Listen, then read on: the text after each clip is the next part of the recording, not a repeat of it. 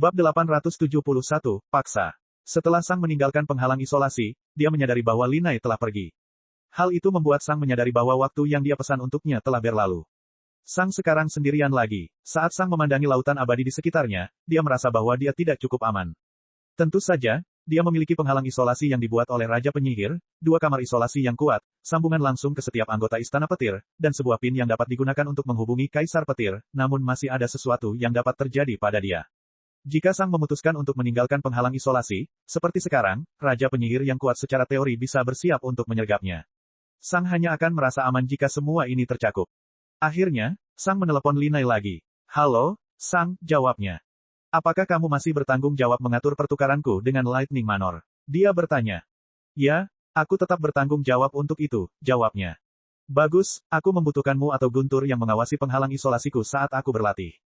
Linai menarik napas dalam-dalam. Secara harfiah, tidak ada yang terjadi selama 800 tahun dia mengawasi Sang. Dia benar-benar tidak melakukan apapun selama waktu itu. Sang adalah orang paling aman di dunia dengan semua perlindungan di sekelilingnya.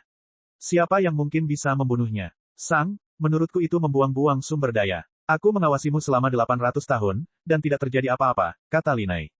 "Setiap kali saya meninggalkan penghalang isolasi untuk memeriksa pembaruan apapun pada medali transmisi saya terbuka terhadap serangan," kata Sang.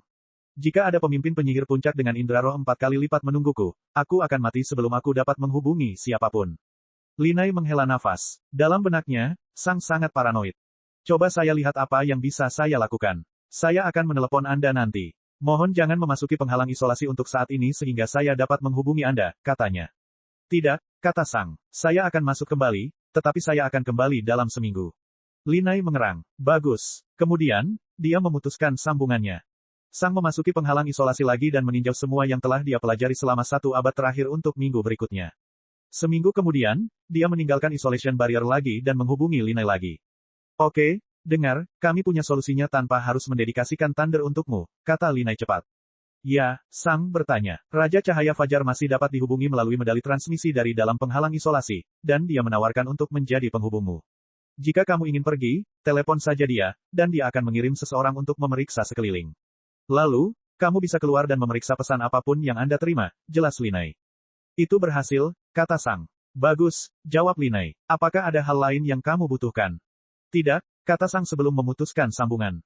Sang kembali ke penghalang isolasi dan berlatih selama 1 abad berikutnya. Kemajuannya sangat lambat, dan Sang tidak tahu seberapa besar kemajuan yang sebenarnya telah dia capai. Setelah meninggalkan ruang isolasi, Sang menghubungi Raja Cahaya Fajar. "Ah, halo, Sang, senang sekali Anda menelepon," kata Amarius, Raja Cahaya Fajar. "Hai, aku butuh seseorang untuk menjaga penghalang isolasiku sementara aku pergi untuk memeriksa pesan apapun," kata Sang. "Oh, kamu tidak membutuhkan itu," kata Amarius. "Awan dan yang lebih lemah tidak lagi diizinkan untuk menghubungi Anda, dan Bolt atau Thunder manapun harus melalui salah satu dari kami para raja untuk menghubungi Anda. Saya mengatakan kepada yang lain bahwa mereka harus memberitahu saya jika ada yang ingin menghubungi Anda. Saya kira Anda dapat melihat aku sebagai semacam asisten. Bukankah itu membuatmu merasa agung dan penting? Memiliki Raja Penyihir sebagai asistenmu sungguh merupakan sesuatu yang layak untuk dibanggakan." Amarius tertawa keras. "Itu berhasil," kata Sang. "Hei, dengar, karena kita sudah ngobrol, ada yang ingin kubicarakan," kata Amarius. "Apakah ini tentang perang lagi?" Sang bertanya dengan nada netral. "Ya, sebagian. Dengar, aku mengerti kamu telah. Aku ingin mereka mati," kata Sang, menyela Amarius. Amarius tertawa getir. Aku tahu, tapi segalanya tidak sesederhana itu. Kita tidak bisa begitu saja." "Aku ingin mereka mati," ulang Sang. Amarius menghela nafas. "Sang, sudah 900 tahun. Tidak bisakah kamu membiarkan ini begitu saja?" "Aku ingin mereka mati." Amarius menarik napas dalam-dalam. "Sang," katanya, suaranya serius namun tetap ramah.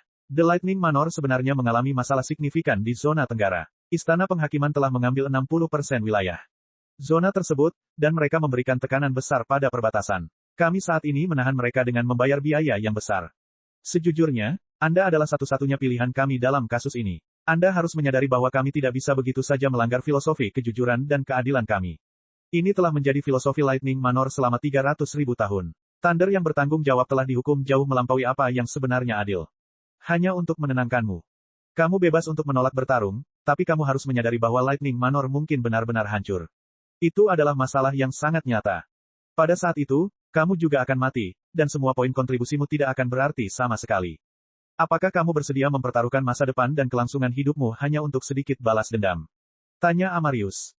Apakah kamu? Sang bertanya balik. Kesunyian. Kamu benar-benar tidak bergeming dalam masalah ini. Tanya Amarius. Aku ingin mereka mati, kata Sang dingin. Kesunyian. Mengapa? Tanya Amarius. Mengapa hal ini begitu penting bagimu? Apa yang terjadi sehingga hal ini begitu penting bagimu? Mereka membuatku marah, kata Sang. Kesunyian. Itu saja, tanya Amarius. Ya, jawab Sang. Dan kemarahanmu sangat penting. Kamu bersedia mengambil risiko Lightning Manor hanya karena kamu marah. Kamu bersedia mengambil risiko orang-orang yang telah mendukungmu hanya karena kamu marah. Jangan bersikap seolah-olah akulah satu-satunya alasan dalam situasi saat ini, kata Sang. Jika kamu baru saja menerima permintaanku, kamu tidak akan mendapat banyak masalah. Sang, itu bukan permintaan, kata Amarius. Ada banyak kata untuk menggambarkan apa yang Anda lakukan. Pemerasan, ultimatum, tuntutan, perintah. Itu bukan permintaan. Aku ingin mereka mati, kata Sang sangat pelan. Amarius menarik napas dalam-dalam. Sang, kamu sangat penting tetapi tidak cukup penting untuk membuat seluruh Lightning Manor berusaha sekuat tenaga demi kamu. Bukankah begitu? Sang bertanya. Bunuh aku dan saksikan Lightning Manor mati bersamaku. Paksa aku untuk bertarung dan lihat aku menolak untuk melanjutkan latihan. Dan bahkan jika Anda bertahan dalam waktu dekat, bagaimana dengan 48.000 tahun dari sekarang? Apakah Anda siap jika Raja Kematian yang disucikan membunuh setiap makhluk hidup di dunia? Saya satu-satunya orang yang bisa menyelamatkan Lightning Manor, dan saya satu-satunya orang yang bisa menyelamatkan seluruh dunia. Apakah Anda bersedia menghancurkan semua yang Anda ketahui dan cintai hanya agar Anda dapat mempertahankan ideologi kecil Anda tentang keadilan dan kejujuran? Dua Raja Penyihir atau dunia? Anda memutuskan apa yang bertahan. Kesunyian. Tidak ada yang mengatakan apapun selama setengah menit. Aku harus membicarakan hal ini dengan Raja Penyihir lainnya, kata Amarius dengan suara netral namun profesional. Saya akan menelepon Anda kembali dalam 1 minggu. Apakah Anda bisa dihubungi saat itu? Ya, jawab Sang dengan suara datar. Bagus. Sampai jumpa, kata Amarius sebelum memutuskan sambungan. Babak 872, Tuan Muda Sang. Sang menghabiskan minggu berikutnya menonton lebih banyak kekejian, tapi dia tidak sepenuhnya membiarkan dirinya pergi karena dia tahu kemungkinan besar dia tidak akan punya waktu di masa mendatang. Akhirnya, Sang meninggalkan 2 ruang isolasi. Sang dengan cepat menyadari bahwa dia tidak sendirian. Amarius sedang berdiri di pulau kecil di depan ruang isolasi. Bersinar. Saat berikutnya, 2 kepala muncul di antara mereka. Salah satu kepalanya adalah Raja Penyihir, yang mencoba membawa pergi Sang, dan yang lainnya tidak dikenal. Lagi pula, Sang belum pernah melihat Guntur yang sebenarnya sebelumnya. Permintaan Anda telah kami penuhi, kata Amarius dengan suara profesional dan ramah. Sepertinya dia tidak sedang memegang 2 kepala saat ini. Sang mengangguk. Saya yakin kedua kepala ini nyata. Ya, kata Amarius. Setelah diskusi panjang, bahkan melibatkan leluhur, telah diputuskan bahwa kami akan memenuhi permintaan Anda. Namun, saya harus memberitahu Anda bahwa kami telah mempertimbangkan ini sebagai bagian dari pertukaran poin kontribusi Anda. Sampai saat ini, Anda tidak lagi memiliki 1 poin kontribusi. The Lightning Manor tidak akan mengalah pada keputusan ini, bahkan jika kita semua mati. Sang memandangi kedua kepala itu selama beberapa detik. Baik, kata Sang. Dia tidak mempunyai banyak masalah dengan hal itu karena pada dasarnya dia tidak punya apa-apa untuk dibelanjakan poin kontribusinya. Selain itu, dia dapat dengan mudah mendapatkan lebih banyak. Amarius tersenyum hangat. Kami senang mendengarnya, katanya ketika kepala di depannya berubah menjadi debu. Sekarang, kita perlu mengubah beberapa hal, kata Amarius sambil memanggil medali transmisi dan sebuah pin. Untuk memastikan bahwa hal seperti ini tidak akan terjadi lagi, kami telah memberi Anda status unik Tuan Muda. Status ini menempatkan Anda pada level yang sama dengan Thunder. Anda diperbolehkan untuk memerintahkan Baut, tetapi Anda tidak diperbolehkan untuk perintahkan Guntur berkeliling. Siapapun di bawah pangkat Thunder tidak diperbolehkan memulai percakapan atau berinteraksi dengan Anda kecuali Anda yang memulai kontak. Jika ada yang melanggar aturan ini, Anda dapat menghubungi saya, dan saya akan menangani masalah ini. Harap kenakan pin itu setiap saat agar orang lain mengetahui siapa Anda. Sebagai bagian dari status baru Anda, kami juga memberi Anda medali transmisi baru yang membuat Bolt dan yang lebih lemah tidak dapat menghubungi Anda. Thunder Linai juga telah ditugaskan secara permanen padamu. Jika ada sesuatu yang kamu butuhkan dari Lightning Manor, kamu dapat menghubunginya, dan dia akan menghubungi kami. Harap diingat bahwa hampir semua yang kamu minta akan memerlukan poin kontribusi mulai sekarang. Petik 2. Apakah kamu punya pertanyaan? Amarius bertanya dengan senyum ramah dan hangat. Sang mengambil pin dan medali transmisi. Untuk beberapa saat, dia tetap diam. Baik, kata Sang, menyerahkan medali transmisi lamanya dan memasang pin baru di jubahnya. Kami senang mendengarnya, Tuan Muda Sang, kata Amarius sambil tersenyum cerah. Sang hanya mengangguk. Tuan Muda Sang, apakah Anda sekarang akan mempertimbangkan untuk membantu garis depan? Amarius bertanya sambil tersenyum menawan. Sang mengangguk. Bisakah kamu membuka portal ke garis depan? Dia bertanya. Tentu saja, Amarius berkata sambil memanggil beberapa portal secara berturut-turut. Aku akan mengikuti perintah Ratu Cahaya Bintang. Dia masih bertanggung jawab di front tenggara, kan? Sang bertanya. Amarius mengangguk. Sane balas mengangguk dan duduk di singgasana orang utara. Amarius mengangguk. Sang mengangguk kembali dan melangkah melewati portal. Sesaat kemudian, portal ditutup. Tentu saja, Sang tahu apa yang sedang terjadi. Gelar Tuan Muda sebagian besar diberikan kepada keturunan orang berkuasa yang memiliki banyak pelayan dan pengawal. Tuan Muda adalah orang muda yang tidak cukup kuat untuk sepenuhnya mengambil alih komando atau melakukan perjalanan sendirian ke seluruh dunia. Tentu saja, semua hal ini tidak akurat bagi Sang. Sang sangat kuat. Sang menyadari bahwa Lightning Manor kemungkinan besar memberinya gelar itu untuk mempermalukannya. Mereka ingin menunjukkan pendapat mereka tentang Sang dan, lebih jauh lagi, pendapat orang lain tentang Sang. Mereka pada dasarnya memberi label publik kepada Sang sebagai orang yang berhak, tidak masuk akal, dan tidak pantas untuk memerintah orang lain. Pembatasan kontak juga semakin mengisolasi Sang dari Lightning Manor, mengubahnya menjadi orang luar. Jelas sekali, Lightning Manor sangat tidak senang dengannya. Faktanya, jika Sang hanya memiliki 5 sens roh, mereka mungkin akan membunuhnya atau menolak membantunya karena tuntutannya yang tidak masuk akal. Jadi, apa pendapat Sang tentang semua ini? Dia tidak peduli. Apa yang dipikirkan orang lain tentang dirinya tidak pernah penting baginya. Satu-satunya hal yang penting adalah bagaimana orang lain memperlakukannya. Bahkan jika seluruh Lightning Manor percaya bahwa Sang berhak, emosional, lemah, atau apapun, itu tidak mengubah kenyataan. Dan kenyataannya adalah Sang memiliki kekuatan pertempuran paling kuat di antara semua makhluk di dunia, kecuali mungkin Raja Kematian yang disucikan. Tapi ada juga hal lain.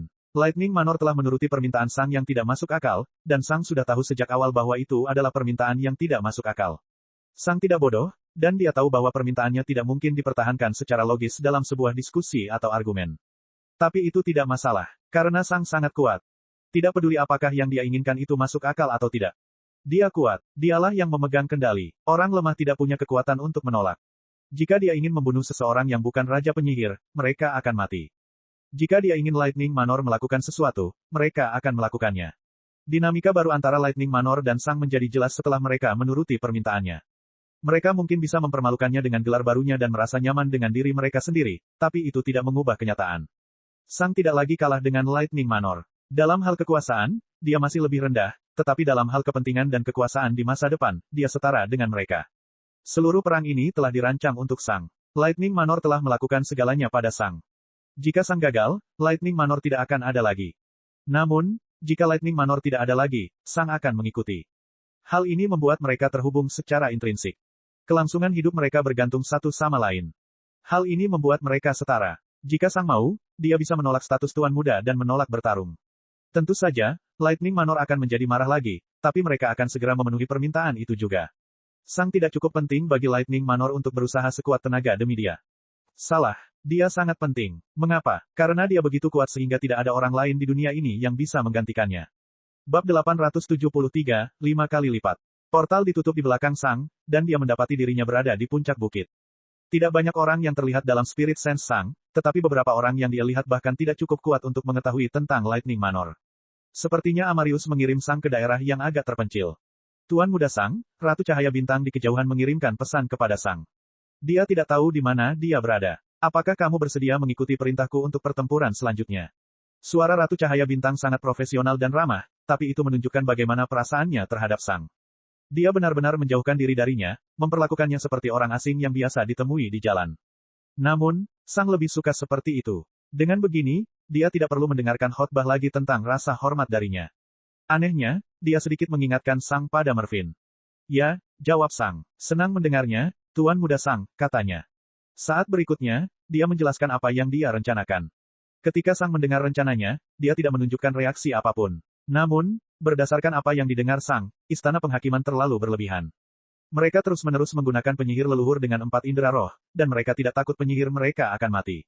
Selain itu, mereka menggunakan sisa bendera pembela mereka secara sembarangan.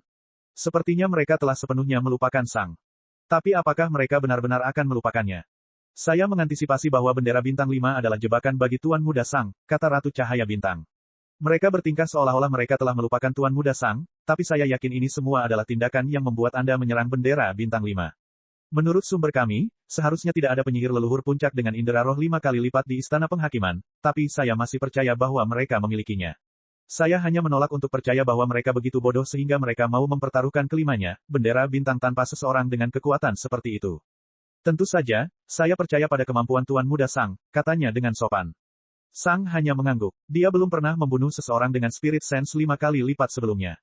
Namun, Sang tidak gugup. Bahkan tidak sedikit pun. Sejak terakhir kali Sang bertarung, dia telah memahami banyak hal, dan dia telah merombak seluruh gaya bertarungnya. Apakah kamu siap, Tuan Muda Sang? Ratu Cahaya Bintang bertanya. Sang memanggil adumnya dan mengangguk tanpa berkata-kata. Dia tidak membutuhkan suksesnya untuk pertarungan ini. Ratu Cahaya Bintang mengangguk. Kemudian, Sang berjongkok untuk bersiap melakukan sprint. Kesunyian. Siapa? Sebuah portal muncul di depan Sang. Bang! Sang meledak ke depan dengan seluruh kecepatannya. Portal itu langsung menuju ke penghalang transparan. Tidak ada yang bisa bereaksi cukup cepat terhadap kemunculan portal yang tiba-tiba dan tembakan Sang ke dalam penghalang. Sedetik kemudian, penghalang bendera pembela Istana Penghakiman Bintang 5 berubah menjadi keruh, dan tidak ada yang bisa melihat apa yang terjadi di dalam.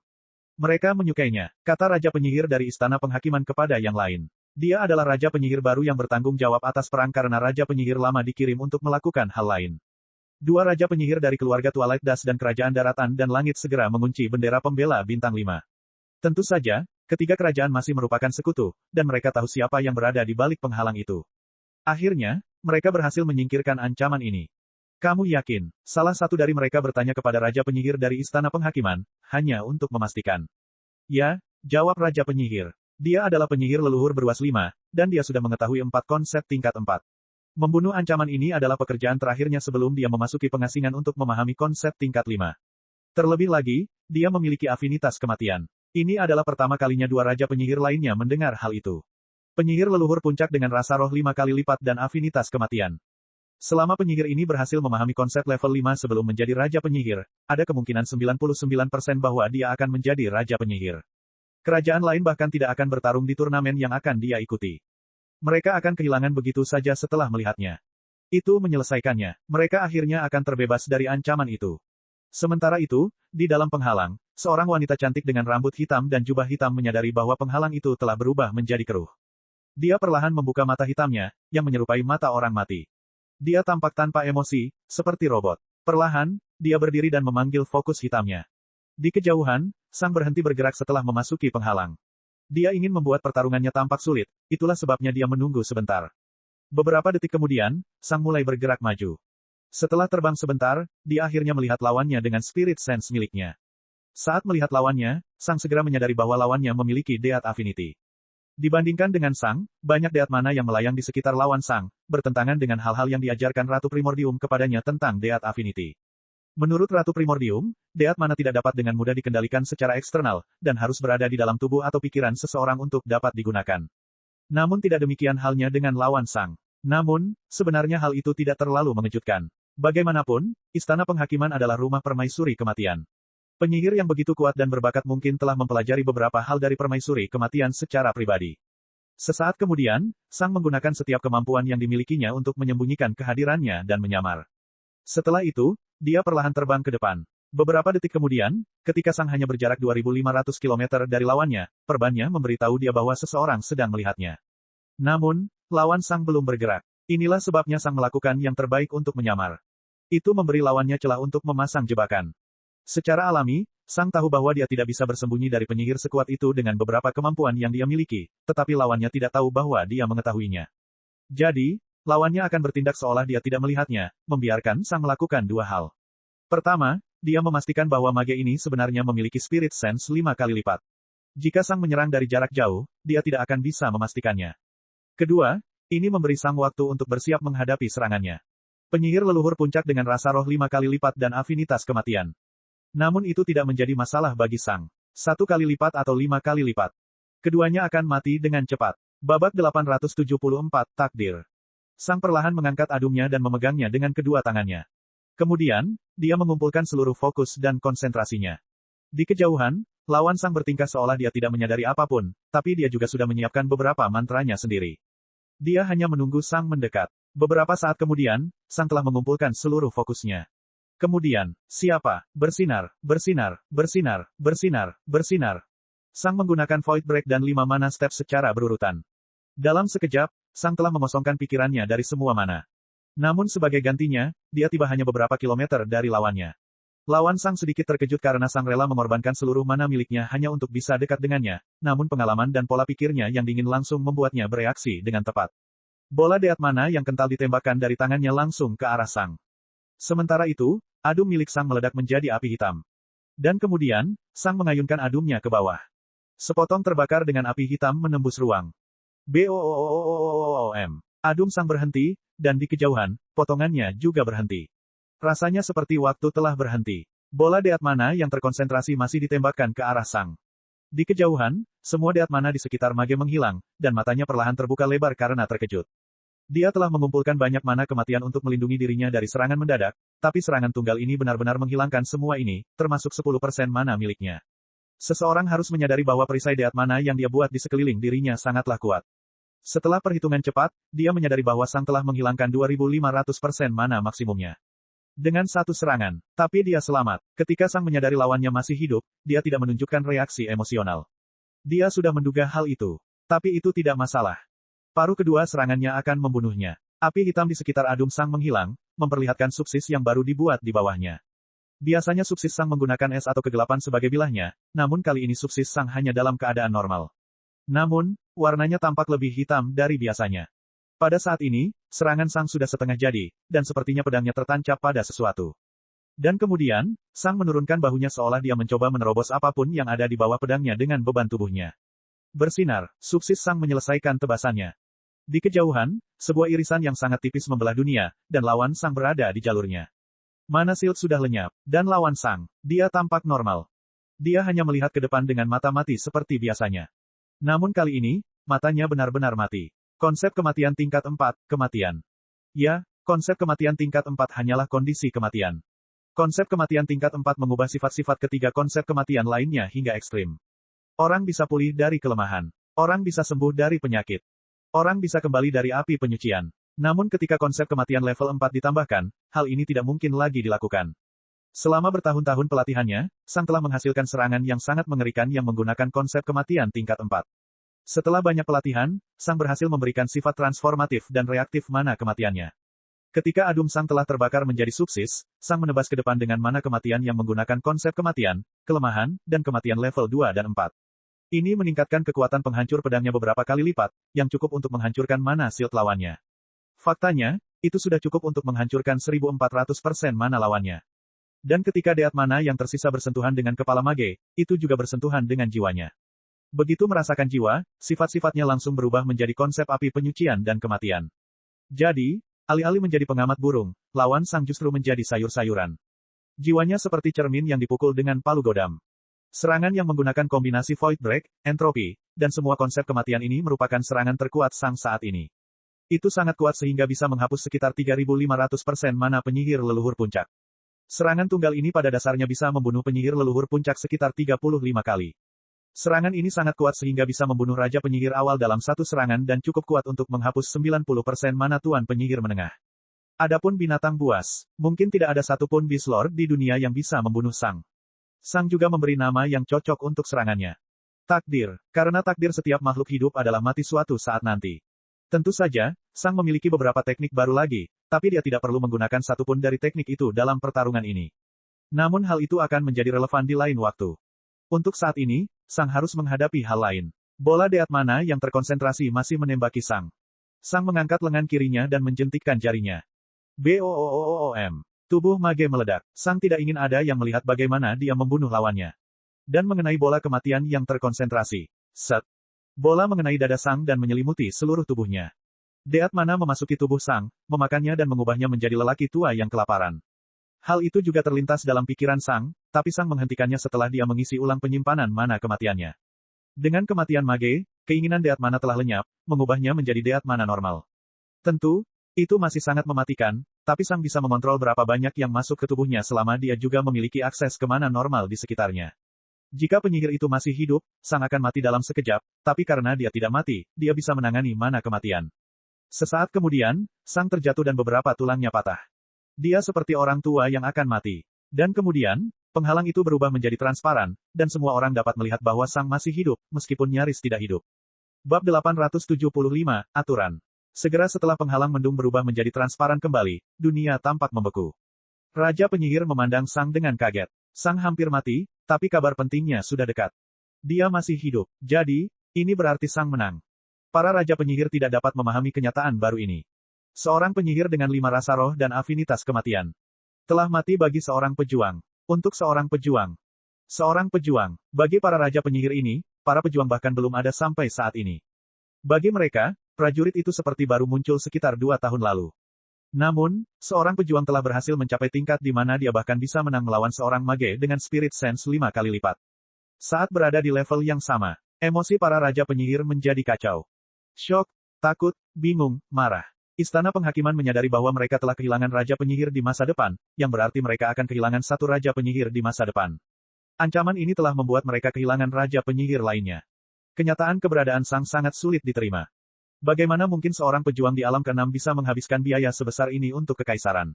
Itu sungguh konyol. Segera bersiap untuk menyerang. Teriak raja penyihir terkemuka dari Istana Penghakiman. Dia tidak bisa bergerak sekarang, dan dia tidak bisa tinggal di wilayah kita lebih lama lagi tanpa memasang bendera serangan.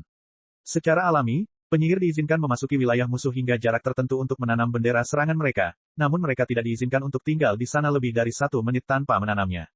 Jika tidak, seluruh kekaisaran musuh dapat menempatkan pasukannya di kekaisaran lawan. Sang harus memasang bendera serangan dengan sangat cepat. Jika tidak, siapapun yang berada di dalam Istana Penghakiman bebas menyerangnya tanpa melanggar aturan apapun, yang berarti Sang akan mati di tangan Raja Penyihir. Semua orang dapat melihat bahwa Sang hampir mati, dan mustahil baginya untuk pulih dalam 1 menit. Terlebih lagi, dia bahkan tidak bisa bergerak atau bertarung saat ini. Raja Penyihir segera mengumpulkan penyihir leluhur puncak terkuatnya dan mempersiapkan mereka untuk menyerang. Sang terus berbaring di tanah, berjuang melawan kematian. Saat berikutnya, mereka melihat penyihir leluhur puncak dari Istana Petir menyerbu menuju Sang. Mereka ingin mengambil jenazah Sang. Raja Penyihir segera bereaksi dan memindahkan penyihir leluhur puncak miliknya, melewati penyihir leluhur musuh, ke wilayah Lightning Manor. Bang! Penyihir leluhur dari Istana Penghakiman meletakkan bendera serangan. Bang! Penyihir leluhur dari Lightning Manor tiba-tiba terlempar ke kejauhan, kembali ke wilayah Lightning Manor. Karena wilayah di belakang penyihir leluhur kini diperebutkan, dia tidak diizinkan pergi sejauh ini ke wilayah musuh. Dalam keadaan normal, hal ini akan mengakibatkan penyihir leluhur mati, namun kasus khusus ini telah diselesaikan oleh Kaisar Penyihir ketika mereka membuat kontrak. Jika tidak, kekaisaran manapun dapat membunuh penyihir manapun yang menyerang dengan metodenya, menjadikan kekuatan individu tidak relevan karena 99% bergantung pada strategi. Dalam kasus seperti itu, penyihir akan terlempar kembali ke kerajaan mereka melalui penghalang yang telah dibuat di belakang mereka. Namun, ini tidak berlaku bagi Sang. Sang baru saja menghancurkan bendera pembela, yang merupakan pengecualian dari pengecualian sebelumnya. Menghancurkan bendera pembela adalah pencapaian yang mengesankan, dan Kaisar Penyihir memutuskan bahwa seseorang yang berhasil melakukan hal itu berhak juga menanam bendera serangan mereka sendiri. Tentu saja, tidak ada Kaisar Penyihir yang menentang hal itu ketika seseorang mengungkitnya. Bendera pembela hanya ada dalam jumlah terbatas, dan kasus ini sangat jarang terjadi sehingga tidak peduli apa yang terjadi setelah itu. Itu hanya bisa terjadi berkali-kali. Namun, pengecualian terhadap aturan yang sangat tidak penting ini dapat mengubah nasib seluruh perang saat ini. Alih-alih terlempar kembali, Sang kini diisolasi di wilayah Istana Penghakiman. Aturan ini seharusnya membantunya, namun malah berakibat sebaliknya. Aturan ini akan membunuh Sang. Setidaknya, itulah yang dipikirkan para raja penyihir. Tentu saja, Sang benar-benar hampir mati, tetapi ini bukanlah keadaan yang jarang dia alami. Sebenarnya, Sang tidak dalam bahaya, dan dia dapat segera kembali ke kondisi puncaknya. Beberapa detik berlalu dan Sang hanya tergeletak di tanah. Sekitar 55 detik setelah bendera pembela dihancurkan, Sang dengan lemah memanggil bendera serangan dan nyaris tidak berhasil menanamnya di tanah. Segera setelah penghalang muncul, Raja Penyihir segera mengirimkan salah satu penyihir leluhur puncak terkuatnya dengan indera roh 4 kali lipat. Saat penghalang berubah menjadi keruh, semua Raja Penyihir memandang dengan ekspresi intens ke arah penghalang. Sementara itu, di dalam penghalang, tubuh Sang pulih dalam waktu sekitar 1 detik, dan dia menembak ke kejauhan. Dia ingin mengulur waktu agar pertarungannya tampak sulit. Sang dengan cepat menemukan lawannya yang mendekat dan bergerak begitu saja agar dia tidak memasuki spirit sense lawannya. Sang penyihir terkejut karena dia tidak dapat menemukan Sang. Bukankah dia seharusnya berbohong di tempat ini? Sementara itu, Sang telah memperbaiki adumnya dan menyiapkannya. Sang menggunakan Void Break dan menebas. Bang! Semburan cahaya meledak dari mana shield milik mage, menghalangi sebagian besar serangan. Segera, mata Sang mage membelalak ngeri. Dia bahkan tidak bisa melihat lawannya, tapi dia sudah kehilangan banyak mana.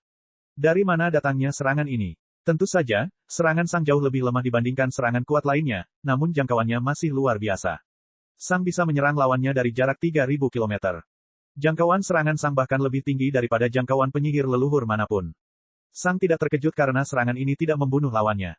Dia tahu bahwa Istana Penghakiman kemungkinan besar telah mengirimkan salah satu penyihir terkuat mereka untuk menyelesaikan pekerjaannya. Sang dengan tenang mengangkat adungnya lagi dan melepaskan serangan lagi. Bang, mana shield rusak, dan mage mati. Boom, saat berikutnya, Sang meledakkan tubuh penyihir dari jarak jauh untuk menyembunyikan cara kematiannya. Dalam sekejap, tubuh Sang menjadi tua dan sakit-sakitan kembali. BOOOM. Dan kemudian, Sang meledakkan fire mana di dadanya. Darahnya tersebar hingga beberapa kilometer, memperlihatkan dagingnya yang terbakar dan tulang yang patah. Dia terluka parah. Sang jatuh ke tanah dan nyaris tidak bisa berdiri tegak dengan bersandar pada adungnya. Dia hampir mati. Dan kemudian, penghalang mendung berubah menjadi transparan lagi. Bab 876, Kegilaan. Ketika Raja Penyihir melihat Sang masih hidup, dia hampir mencabut rambutnya. Campuran rasa frustrasi, kemarahan, kecemasan, dan ketakutan hampir terlalu berat untuk ditanggungnya. Dia melihat Sang masih terluka parah, dan dia tahu bahwa Sang hampir mati. Segera, dia mengirimkan mage lain untuk menyerang. Karena bendera serangan harus dipertahankan selama 1 jam penuh, Raja Penyihir tidak mengkhawatirkan waktu. Penyihir leluhur puncak lainnya memasuki penghalang dan berubah menjadi keruh. Para Raja Penyihir memandang dengan kecemasan yang tidak nyata pada penghalang itu. Mereka sangat dekat. Dia hampir mati. Mereka bisa membunuhnya. Mereka harus membunuhnya. Dia adalah bahaya yang luar biasa. Beberapa detik kemudian, penghalang itu menjadi transparan kembali. Hahaha. Raja Penyihir meneriakkan rasa frustrasinya dalam kemarahan yang tak ada habisnya, mengguncang seluruh dunia saat dia merobek sebagian besar kulit kepalanya sambil menatap Sang dengan mata berdarah. Sang telah kehilangan hampir separuh tubuhnya, dan tubuhnya tumbuh kembali dengan sangat lambat. Dia segera mengirim penyihir leluhur berikutnya dengan Spirit Sense 4 kali lipat. Penghalang itu berubah menjadi keruh lagi, dan dunia menunggu. Sementara itu, Raja Penyihir yang berbeda sedang melihat apa yang terjadi dengan mata menyipit menyembunyikan secercah cahaya. Ini adalah Raja Penyihir dari Istana Penghakiman yang bertanggung jawab atas serangan itu sebelumnya, dan dia merasa situasi ini sangat familiar. Bukankah ini yang terjadi padanya? Dia memancing lagi, pikirnya. Dia mungkin yakin bisa menang, meski dalam kondisi cedera seperti ini. Dia melirik ke arah Raja Penyihir yang menggantikannya. Dan kemudian, dia mendengus sambil menyeringai. Seharusnya tidak mencoba menggantikanku, brengsek, pikirnya dengan nada meremehkan sambil tetap diam. Dia tidak akan memperingatkan rekannya. Itulah yang dia dapatkan karena menjadi tikus. Beberapa saat kemudian, penghalang itu berubah menjadi transparan lagi, dan Raja Penyihir merasa seperti dia hampir mati. Sang telah memulihkan anggota tubuhnya yang hilang, tetapi auranya sangat tidak stabil. Sepertinya Sang telah membakar sebagian jiwanya untuk menciptakan peningkatan kekuatan sementara. Dan sekarang, dia membayar atas tindakannya. Sang tampak lebih sehat dari sebelumnya, tapi ini jelas hanya kedok. Dia sebenarnya lebih dekat dengan kematian daripada sebelumnya karena dia baru saja menggunakan kartu truf terakhirnya. Kartu truf ini mungkin juga yang dia gunakan untuk membunuh mage dengan Spirit Sense 5 kali lipat. Raja Penyihir melihat bahwa dia hampir membunuh ancaman ini untuk selamanya dan mengirim penyihir leluhur puncak lainnya. Dia sangat dekat. Dia sudah bisa melihat mayat Sang di depan matanya. Dia akhirnya akan membunuhnya. Penghalang itu berubah menjadi keruh lagi, dan beberapa detik kemudian, menjadi transparan kembali. Raja Penyihir menggeretakkan giginya hingga menjadi debu. Aura Sang sudah agak stabil, dan dia telah pulih dari beberapa lukanya. Secara alami, Sang tahu bahwa dia tidak bisa bersikap lemah terlalu lama, atau itu akan menimbulkan kecurigaan. Kamu masuk, teriak Raja Penyihir pada penyihir leluhur puncak lainnya. Penyihir leluhur puncak memandang Raja Penyihir dengan ketakutan. Dia tidak ingin mati. Langsung, teriak Raja Penyihir sambil dengan paksa melemparkan penyihir leluhur ke dalam penghalang. Penyihir leluhur lainnya menyaksikan dengan ngeri, dan sedetik kemudian, mereka segera melarikan diri. Mereka semua berlari dari garis depan menuju pusat Istana Penghakiman. Ini bukanlah tujuan mereka mendaftar. Merekalah yang terpilih. Mereka memiliki 4 indera roh. Mereka ada di sini hanya karena mereka yakin bahwa mereka dapat memilih lawannya. Tapi sekarang, salah satu Raja Penyihir dengan paksa melemparkan salah satu dari mereka ke arah musuh. Para penyihir leluhur segera mulai menghubungi guru mereka, dan beberapa dari mereka bahkan berhasil menghubungi Raja Penyihir lainnya karena koneksi mereka. Sementara itu, Raja Penyihir yang bertanggung jawab atas penyerangan itu menatap dengan mata penuh darah ke arah penghalang berawan. Dia harus melakukannya. Demi kebaikan kekaisaran, dia harus melakukannya. Beberapa detik berlalu, penghalangnya tetap berawan. Ketika 1 menit berlalu, hampir setiap orang yang berada di dekat garis depan menyadari apa yang telah terjadi. Sang telah pulih hingga dia bisa mengulur waktu. Mereka tahu bahwa pertarungan akan memakan waktu lebih dari 1 jam karena itulah waktu yang dibutuhkan oleh Attack Flag untuk menyelesaikannya. Sudah berakhir. Mereka telah melewatkan kesempatan terbaik untuk membunuh bencana ini untuk selamanya. Namun, Raja Penyihir terus melihat ke penghalang berawan dengan intensitas yang tak tertandingi. Dia hampir sampai. Penyihirnya akan segera menang. Hanya dalam beberapa detik, penghalang ini akan berubah menjadi transparan lagi dan memperlihatkan penyihir istana penghakiman yang masih hidup. Kapan saja sekarang, sedikit lagi, hampir sampai. Ahahaha, pikiran Raja Penyihir hampir hancur ketika dia mendengar tawa menjijikkan dari salah satu rekannya. Raja Penyihir yang sebelumnya bertanggung jawab atas perang itu menertawakannya dengan jijik. Pada saat ini, pikiran Raja Penyihir menjadi liar. Dia merasakan begitu banyak emosi sekaligus dengan intensitas sedemikian rupa hingga dia hampir berhenti menjadi manusia. Sepertinya dia berubah menjadi sekumpulan emosi yang mudah berubah. Realitas dan seluruh hidupnya runtuh di sekelilingnya. Dia, bagaimana bisa? Persetan, mati, membenci, mati, sialan mati. Semua mana di sekitar Raja Penyihir berkumpul saat dia kehilangan semua rasionalitasnya. Dia akan bunuh dia pantas mati, itu salahnya. Mati. Dia akan mati. Dan kemudian, dia membeku. Pikirannya yang tidak stabil dan mudah berubah benar-benar membeku, dan dia benar-benar berhenti bergerak. Raja Penyihir lainnya terus tertawa dengan nada Schadenfreude, tetapi Raja Penyihir tidak dapat mendengarnya lagi. Pikirannya dipenuhi oleh hal lain. Dengan sangat perlahan, Raja Penyihir memanggil kristal komunikasinya dan melihatnya. Dia mengenali aura itu. Setiap Raja Penyihir mengenali aura itu. Di kejauhan, Raja Penyihir lainnya berhenti tertawa dan hanya tersenyum meremehkan. Dan kemudian, Raja Penyihir dengan perlahan menerima panggilan dari kristal komunikasi miliknya. Ada yang bisa saya bantu, Tuan? Dia bertanya dengan suara pelan. Babak 877, Raja menguduskan kematian. Raja Penyihir diam-diam menunggu jawaban. Untungnya, dia tidak perlu menunggu lama. Hai, Samuel, senang berbicara denganmu. Bagaimana kabarmu? Kata suara ramah yang datang dari Communication Crystal. Raja Penyihir menelan ludah sekali. Tidak begitu baik, Tuan. Oh, apakah kamu mengalami masalah? Apakah kamu memerlukan bantuan? Suara ramah itu bertanya. Samuel tertawa getir. Pak, saya merasa tidak enak badan karena saya rasa saya tahu alasan Anda menelepon. Kita bisa membicarakannya setelah ini. Jadi, tidak ada masalah di rumah atau saat meditasimu. Segala sesuatu di luar pekerjaan baik-baik saja. Orang itu bertanya dengan suara prihatin. Semuanya baik-baik saja, Tuan, kata Samuel. Bagus, kata suara itu. Hei, dengar, aku telah mendengar beberapa hal, dan aku ingin mendengar dari sudut pandangmu mengenai kejadian tersebut. Bisakah kamu memberitahuku, dari sudut pandangmu, apa yang terjadi dalam 1 jam terakhir? Samuel menelan ludahnya lagi. Tentu saja, Tuan. Kemudian, Samuel menceritakan semua yang dialaminya. Bagus, kata suara ramah itu. Sekarang, saya tidak perlu memberitahu Anda bahwa apa yang telah Anda berikan bukanlah kinerja terhebat dalam karir Anda, bukan? Tidak, Tuan, kata Samuel pelan. Kau harus tahu bahwa, sebagai istana penghakiman, kami mewakili prestise tertentu. Aku tahu bahwa seluruh urusan perang ini cukup rumit dan Lightning Manor memberikan kinerja yang cukup hebat, tapi kita tidak bisa memiliki salah satu dari Raja Penyihir kita ditipu oleh seorang pejuang di alam keenam. Apakah Anda mengerti maksud saya? Suara itu bertanya. Samuel ingin memprotes dan mengatakan bahwa lawannya tidak mungkin membodohi mereka. Lagi pula, prajurit itu telah bertarung melawan seseorang dengan 5 sens roh dan afinitas kematian. Sudah cukup mengejutkan bahwa dia menang. Samuel tidak percaya semua ini hanyalah akting. Namun, dia tidak bisa protes. Meskipun suaranya terdengar cukup ramah dan profesional, semua Raja Penyihir tahu yang sebenarnya. Orang di balik suara itu bahkan tidak mengetahui konsep empati dan rasa hormat yang sebenarnya.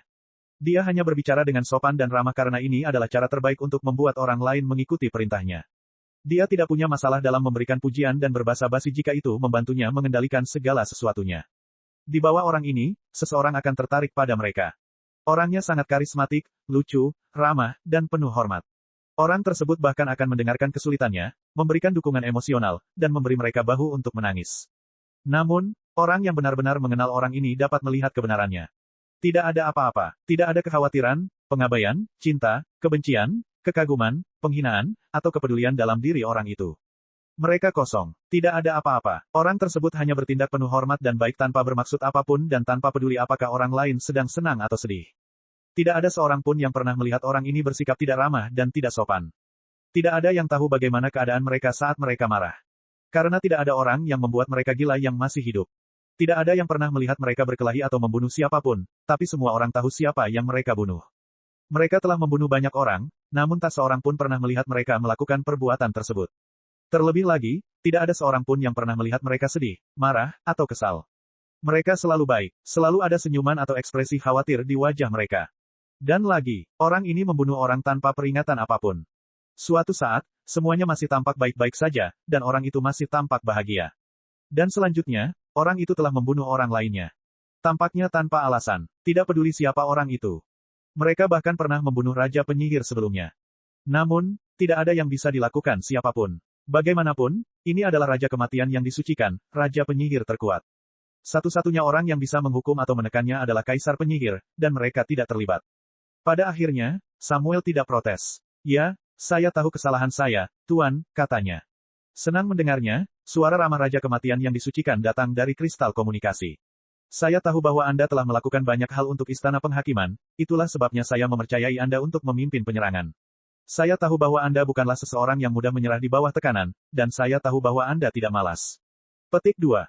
Tapi beberapa menit terakhir ini sungguh merepotkan, Samuel. Kamu tahu itu, kan? Raja Kematian yang disucikan bertanya. Ya, saya mengerti, Tuan, kata Samuel. Hei, dengar, aku benar-benar tidak menyukai ini sama seperti kamu, tapi menurutku akan lebih baik bagi semua orang yang terlibat jika kamu menyerahkan garis depan kepada salah satu rekan kita, oke? Detak jantung Samuel meningkat. Banyak orang tidak tahu mengapa Raja Kematian yang disucikan membunuh mereka, tetapi semua Raja Penyihir mengetahuinya. Raja Kematian yang disucikan membunuh orang-orang yang pernah dipimpinnya, diinvestasikan, atau sesuatu yang serupa sebelum mereka menjadi tidak berguna. Raja Kematian yang disucikan seperti seorang pengusaha yang kejam dan efisien. Selama sesuatu tetap membuahkan hasil, dia senang dan memperlakukannya dengan baik. Namun begitu muncul kerugian yang signifikan, Raja Kematian yang disucikan lebih memilih untuk membuangnya karena dia memandang ini sebagai pertanda akan datangnya hal tersebut. Setiap orang di dunia hanyalah objek dari Raja Kematian yang disucikan, dan jika mereka tidak membantunya menjadi lebih kaya atau lebih berkuasa, tidak ada alasan bagi objek-objek ini untuk ada lagi. Dia tidak membenci atau meremehkan mereka. Bukanlah ide terbaik untuk menyimpannya lagi, itulah sebabnya dia menyingkirkannya. Itu adalah kejahatan yang perlu dilakukan. Jadi, ketika Samuel mendengar bahwa Raja Kematian yang disucikan menariknya menjauh dari garis depan, ketakutan dan kecemasan di hatinya melonjak hingga ke puncaknya. Saya mengerti, Tuan, kata Samuel. Saya telah melakukan kesalahan besar hari ini, dan saya sangat menyesal. Saya akan melakukan yang terbaik untuk membayar semuanya secepat mungkin. Masih ada area lain di mana saya bisa berguna bagi Istana Penghakiman. Adakah yang bisa Anda lakukan? Ingin saya membantu secara khusus, Pak? Kau tahu, kata Raja Kematian yang disucikan dengan suaranya yang ramah, aku pikir akhir-akhir ini kau terlalu banyak bekerja. Kau sedang melakukan seluruh penyelidikan, dan pada dasarnya aku menarikmu keluar dari situ dan mendorongmu ke garis depan. Menurutku kamu terlalu stres dan butuh waktu untuk bersantai. Jadi, kenapa kamu tidak mengambil cuti 1 abad saja? Perasaan kelam akan malapetaka muncul di hati Samuel. Tuan, saya jamin saya tidak perlu istirahat, teriak Samuel dengan suara mendesak dan nyaris memohon. Aku bisa kembali ke penyelidikanku. Aku juga bisa membuat kristal mana peringkat 8. Tolong, pasti ada sesuatu yang bisa aku lakukan untuk memperbaiki kesalahanku. Hei, Samuel, aku tahu kamu merasa bersalah atas semua ini, tapi hanya ini kesalahanmu. Manusia membuat kesalahan. Itu terjadi. Ketakutan di hati Samuel semakin menjadi-jadi. Raja Kematian yang disucikan tidak mengatakan kesalahan, pertama. Dia telah mengatakan, satu-satunya, kesalahan. Aku tahu kalian semua stres sekarang karena kecelakaan kecil yang kalian alami, tapi tidak apa-apa, kata Raja Kematian yang disucikan. Ambil cuti 1 abad saja, dan Anda akan melihat bahwa konsentrasi dan efisiensi Anda akan kembali ke tingkat yang tidak pernah Anda percayai. Santai saja, oke. Napas Samuel bertambah berat. Pak, saya takut, katanya. Apa sebabnya? Raja Kematian yang disucikan bertanya dengan prihatin. Apakah semua baik-baik saja? Tuan, saya khawatir saya tidak akan bisa bertemu besok, kata Raja Penyihir. Kenapa kamu tidak bertemu besok? Apakah ada sesuatu yang tidak kamu ceritakan padaku, Samuel? Raja Kematian yang disucikan bertanya dengan prihatin. Samuel terdiam beberapa saat. Saya khawatir saya menjadi orang yang dapat dibuang, katanya. Apa? Tidak, tentu saja tidak, Samuel, kata Raja Kematian yang disucikan. Kamu adalah salah satu Raja Penyihir kami. Kami tidak bisa menyingkirkan satu saja. Itu akan melemahkan seluruh kekaisaran. Aku pikir kamu sedikit terlalu stres. Abaikan saja seluruh perang yang terjadi di abad mendatang ini dan santai saja. Aku akan menangani semuanya, dan segera setelah kamu merasa baik lagi, kamu dapat kembali dan membantu. Jika kamu mau, Anda juga dapat kembali beberapa dekade lebih awal. Saya tidak akan menolak beberapa uluran tangan. Tinggalkan saja garis depan dan bersantai, oke. Lakukan saja untukku, kata Raja Kematian yang disucikan. Baik, Tuan, kata Samuel pelan. Bagus. Kalau begitu, selamat berlibur, Samuel. Aku menantikan kedatanganmu kembali, kata Raja Kematian yang disucikan. Terima kasih, Tuan. Saya akan bersantai dan kembali lagi 1 abad lagi. Lalu, saya akan memperbaiki semua kesalahan yang telah saya lakukan. Senang mendengarnya. Semoga harimu menyenangkan. Anda juga, Tuan. Dan kemudian, sambungannya terputus. Tapi Samuel tidak merasa tenang. Pada saat ini, ketakutan dan terornya mencapai tingkat yang baru. Tidak ada kata-kata yang bisa dipercaya dari Raja Kematian yang disucikan. Dia berbohong tanpa tanda, alasan, atau indikasi apapun. Semua yang dia katakan bisa saja bohong hanya untuk menghentikan Samuel melarikan diri ke Lightning Manor dengan panik. Sangat mungkin Raja Kematian yang disucikan akan membunuh Samuel begitu dia mendekati istana penghakiman. Samuel tidak tahu apa yang akan menunggunya. Apakah dia akan bertahan? Apakah dia akan mati? Dia tidak tahu. Akhirnya, Samuel perlahan terbang ke langit dan terbang kembali ke istana penghakiman. Di sampingnya, Raja Penyihir lainnya hanya memperhatikan Samuel dengan seringai menghina. Inilah yang didapat tikus ini karena mencoba mengambil pekerjaannya. Dia berharap Raja Kematian yang disucikan akan membunuhnya. Bab 878, Ancaman. Beberapa menit kemudian, Raja Penyihir yang berbeda tiba. Itu adalah seorang wanita dengan rambut hijau panjang yang sensual dan senyum yang indah. Di sampingnya, Raja Penyihir lainnya mendengus kesal.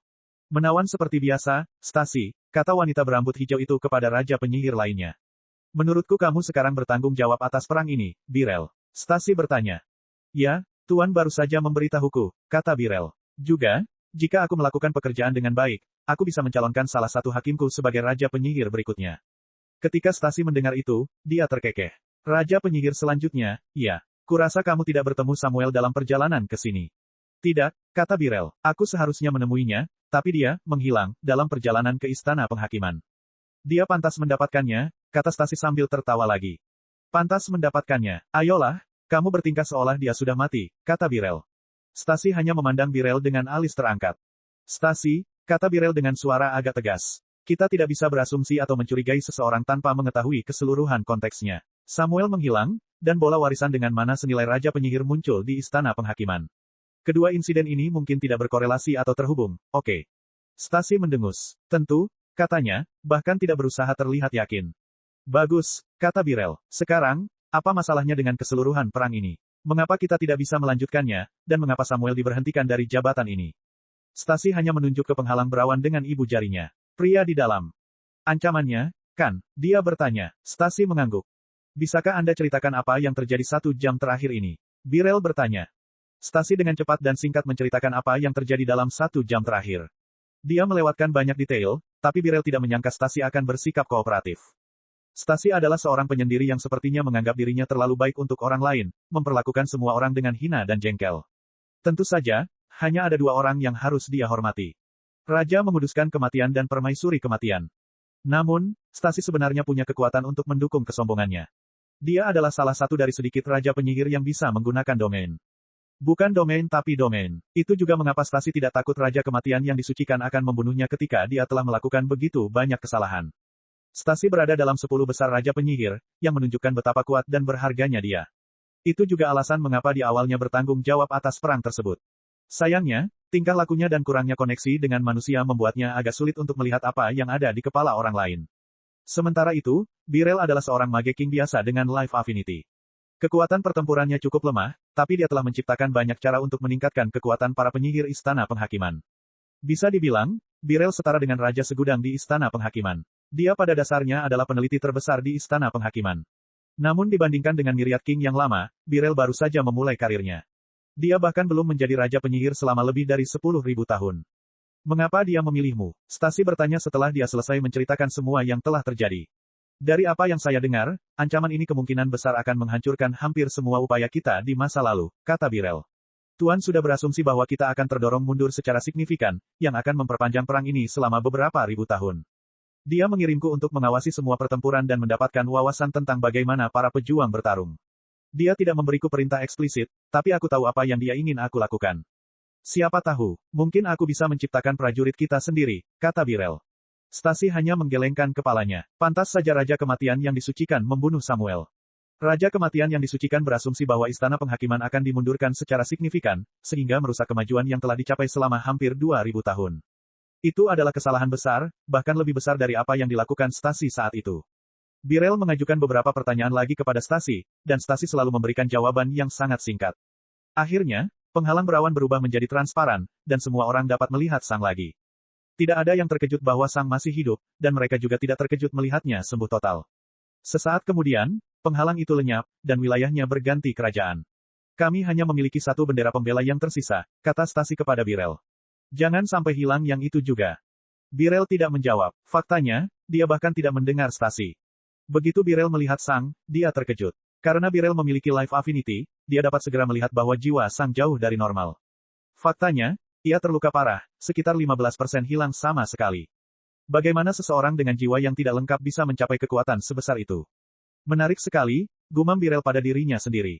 Stasi hanya memutar matanya. Sementara itu, Sang mengeluarkan medali transmisinya tanpa bergerak.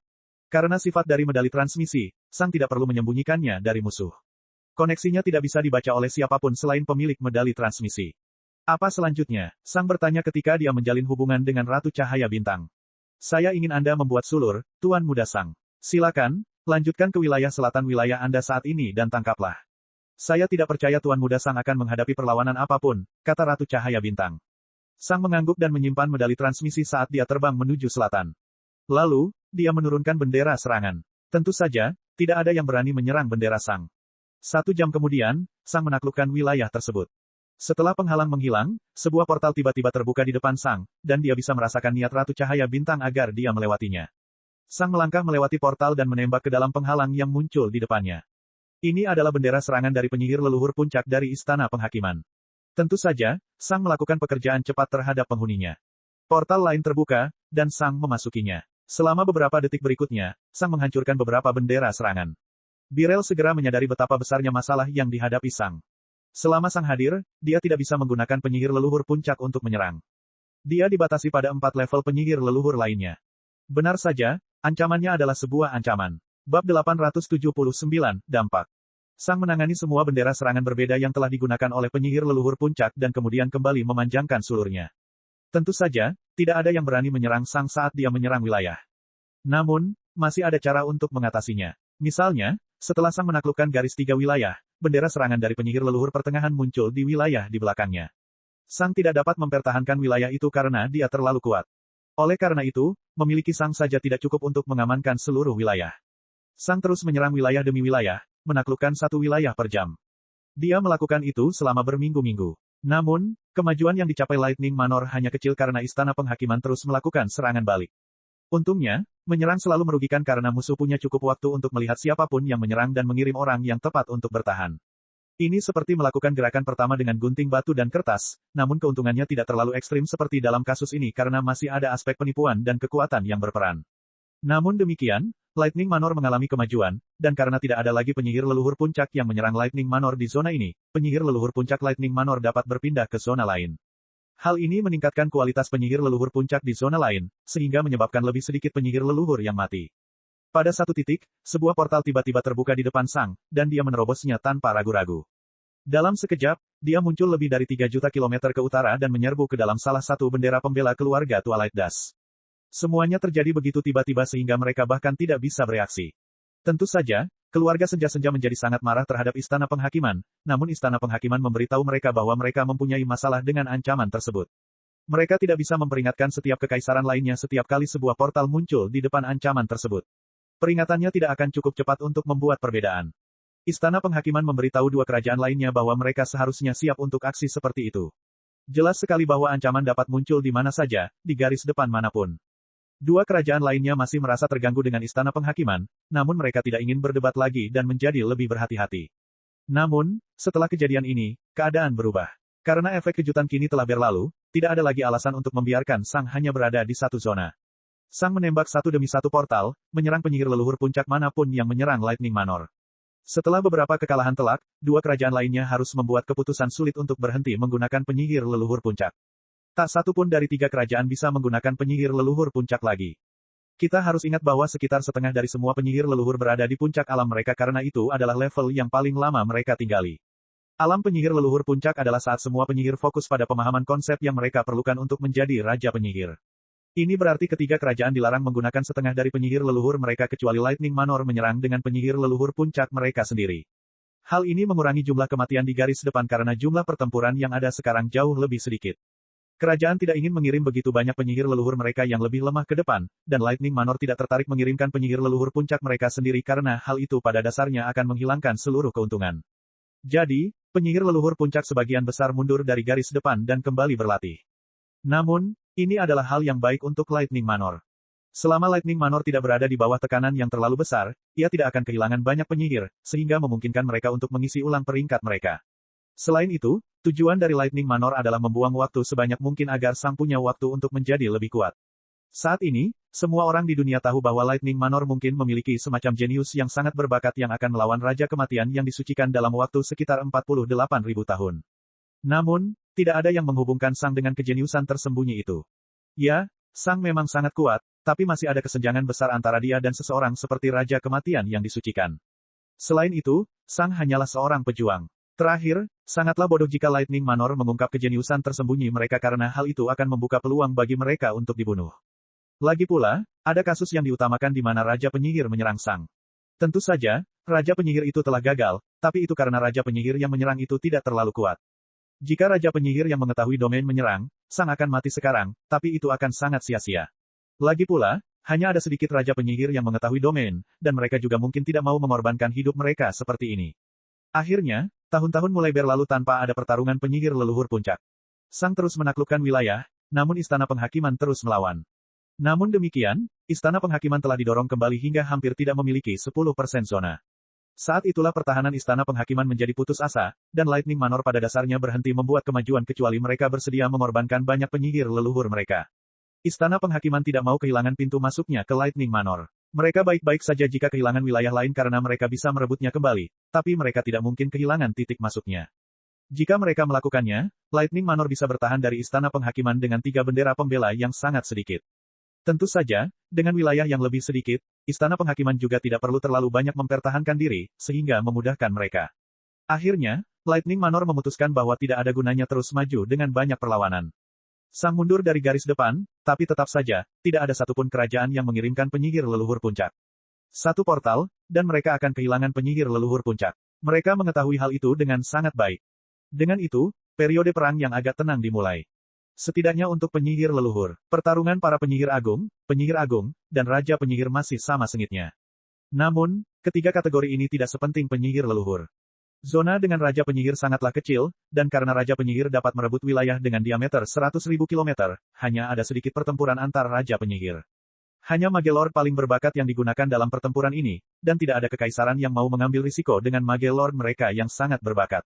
Sedangkan untuk penyihir tinggi dan penyihir agung, zonanya juga tidak terlalu besar, dan kedua kategori tersebut tidak dapat menaklukkan sebanyak itu dengan satu serangan.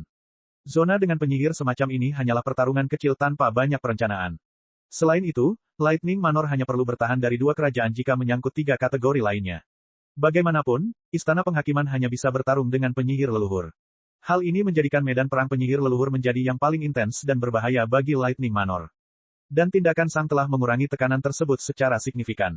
Selama beberapa tahun berikutnya, Sang tetap bersiaga. Ada beberapa contoh kekaisaran yang menguji apakah mereka bisa menggunakan penyihir leluhur puncak lagi, tetapi mereka segera menyadari bahwa mereka tidak bisa. Waktu berlalu, dan sekitar 20 tahun setelah Sang kembali ke garis depan, terjadi perkembangan besar dalam perang. Bab 880, Politik Global.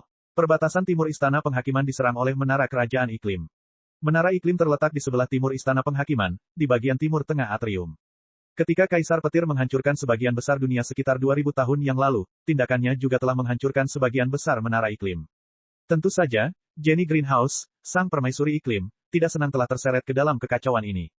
Kali telah membunuh salah satu Raja Penyihir Gregorio, dan karena itu, Jenny kehilangan sebagian besar kerajaannya. Itu tidak adil dan bodoh. Ini adalah sesuatu yang hanya menjadi perhatian Kali dan Gregorio, tapi dia harus menanggung akibatnya karena pertengkaran mereka.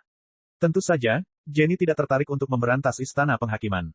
Dia hanya ingin cukup menaklukkan Istana Penghakiman sehingga kekaisarannya kembali ke ukuran semula. Istana Penghakiman memiliki lahan paling luas karena mereka awalnya memiliki 2 kaisar. Tapi hey, sekarang mereka hanya punya 1 kaisar, dan Jenny pantas mendapatkan tanah ini. Kali adalah orang yang memulai semua ini, dan dia harus membayar ganti rugi. Tentu saja, Jenny lebih cenderung untuk meminta tanah dari Gregorio, tetapi Lightning Manor hampir berada di belahan dunia lain. Dia tidak bisa menyerang Lightning Manor dari sini. Jadi, hal terbaik berikutnya adalah memberikan waktu kepada semua orang untuk berurusan dengan Gregorio. Selama 2000 tahun, Lightning Manor telah dikepung oleh 3 kerajaan lainnya, yang semuanya bisa fokus menyerang Lightning Manor tanpa ada kekhawatiran lain. Itu seharusnya sangat buruk bagi Lightning Manor. Namun sekarang, Permaisuri Iklim menginginkan tanahnya kembali, dan dia memutuskan sudah waktunya untuk menyerang Istana Penghakiman. Tentu saja, Istana Penghakiman segera meminta untuk mengetahui apa yang sedang terjadi. Perwakilan Menara Iklim hanya memberitahu mereka apa yang dikatakan Permaisuri kepadanya. Jelas sekali, Istana Penghakiman tidak senang dengan hal itu. Mereka juga kehilangan banyak lahan dalam prosesnya. Selain itu, mereka tidak pernah menyerang atau memusuhi Menara Iklim. Terakhir, mereka semua mengorbankan sumber daya dan nyawa mereka untuk menghukum pelaku sebenarnya dari seluruh cobaan ini, Kaisar Petir. Ketiga kerajaan mengorbankan rakyatnya demi kebaikan dunia. Fakta bahwa tidak satupun dari mereka meminta dukungan dari kerajaan lain atas pengorbanan mereka sudah merupakan suatu kemurahan hati dan kebajikan. Menara Iklim sudah keluar dari jalur dan berfokus pada masalah kecil dan tidak penting daripada masalah besar yaitu Lightning Manor. Begitulah argumen Istana Penghakiman. Menara Iklim membalas dengan mengatakan bahwa mereka tidak mengabaikan Lightning Manor. Lagi pula, mereka tidak berencana melemahkan, mengancam, atau menghancurkan Istana Penghakiman. Mereka hanya akan mengambil 10% bagian timur Istana Penghakiman dan akan berhenti maju. Istana Penghakiman hanya perlu menyerahkan wilayah-wilayah ini tanpa mempertahankannya, dan semuanya akan kembali normal. Istana Penghakiman bahkan tidak akan kehilangan satu pun penyihir. Istana Penghakiman juga diizinkan untuk menarik kembali semua penyihir yang tinggal di sana dan memindahkan kota-kota jika mereka mau. Menara Iklim hanya menginginkan tanahnya. Tentu saja, Istana Penghakiman mengatakan bahwa mereka telah kehilangan tanah yang sama banyaknya dengan Menara Iklim dan tidak meminta bagian mereka atas tanah yang hilang tersebut. Selain itu, bukan mereka yang menghancurkan dunia melainkan Kaisar Petir. Mereka tidak bertanggung jawab atas tindakan Kaisar Petir, dan mereka tidak akan mengorbankan tanah mereka sendiri demi dosa Kaisar Petir. Tapi Menara Iklim hanya mengatakan bahwa mereka akan mengambil tanah itu, tidak peduli apa yang dikatakan Istana Penghakiman. Akhirnya, hal ini meningkat sedemikian rupa sehingga Istana Penghakiman bahkan memberitahu Permaisuri kematian. Kali menghubungi Jenny dan menanyakan apa yang terjadi. Jenny hanya tersenyum dan memberitahu Kali bahwa dia berhutang sekitar 10% dari kerajaannya sebagai ganti rugi atas perbuatannya. Kali hanya mendengus dan mengatakan bahwa dia belum memulai semua ini. Bukan dia yang membunuh Raja Penyihir Gregorio. Tentu saja Jenny tidak mempercayai Kali. Bagaimanapun, dia sudah mengakuinya saat itu. Anehnya, pertengkaran itu hanya berlanjut selama beberapa detik. Itu karena sikap Kali yang tidak peduli, dingin, dan sombong. Argumen tersebut dengan cepat berakhir dengan, jika Anda menginginkannya, ambillah dengan paksa. Sebagai orang terkuat kedua yang diakui secara publik dalam kelompok kecil Lucius, Kali juga memiliki harga dirinya sendiri dan memandang dirinya lebih unggul dari semua kaisar lainnya. Meskipun Gregorio telah membuktikan dirinya sebagai yang terkuat kedua 2000 tahun yang lalu, Kali masih menganggap dirinya lebih kuat dari semua kaisar lainnya. Jadi bagaimana jika Jenny memutuskan untuk melancarkan perang melawan kerajaannya? Kekaisaran Kali adalah yang terkuat, dan dia yakin kekaisarannya akan menang. Dan dengan itu, perang brutal antara Istana Penghakiman dan Menara Iklim dimulai. Tentu saja, kaisar lainnya dengan cepat terlibat dan mencoba menghentikan perang ini. Mereka semua memiliki musuh yang sama, dan mereka tidak bisa membiarkan Jenny menyerang Istana Penghakiman. Jenny baru saja mengatakan bahwa Kali dan Gregorio telah menghancurkan sebagian besar kerajaannya, dan dia hanya ingin kerajaannya kembali seperti semula. Kaisar lain mengatakan bahwa mereka mengerti dari mana asal Jenny, tetapi pelaku sebenarnya adalah Gregorio. Tentu saja, Kali juga ikut disalahkan, tapi Gregorio lah yang sebenarnya telah menghancurkan sebagian dunia. Oh, jadi kamu mengakui bahwa Kali juga ikut bersalah. Hebat, kalau begitu, aku akan mengambil 10% kekaisaran Kali, dan Kali bisa mengambil apapun yang dia inginkan dari Gregorio. Perdebatan lebih lanjut pun terjadi. Saya ingin tanah yang setara dengan 10% Istana Penghakiman. Saya tidak peduli dari mana asalnya. Jika kalian bersikeras mempertahankan Kali, mengapa kalian tidak berbagi rasa sakit dan memberi saya 3%? Kerajaanmu sementara Kali memberiku 3% miliknya. Jenny bertanya pada Bina Qing dan Linastra Bumuich. Saat ini, Bina dan Linastra tidak dikenal baik dan ramah. Bina adalah orang yang dingin dan kejam, sedangkan Linastra selalu meledak dalam kemarahan yang tidak masuk akal. Yang jelas, keduanya langsung menutup ide itu. Pertengkaran berakhir tanpa penyelesaian. Jenny terus menyerang Istana Penghakiman sementara semua orang menyuruhnya berhenti. Namun, mereka tidak menggunakan kekuatan apapun untuk menghentikannya. Dan perang berlanjut. Cek cek cek cek cek cek cek cek. Rakan-rakan kultivator sekalian, sebelum retret, sila terus berkultivasi untuk jurus subscribe, like, share dan komentar agar sekte novel Sadim terus berkembang pesat.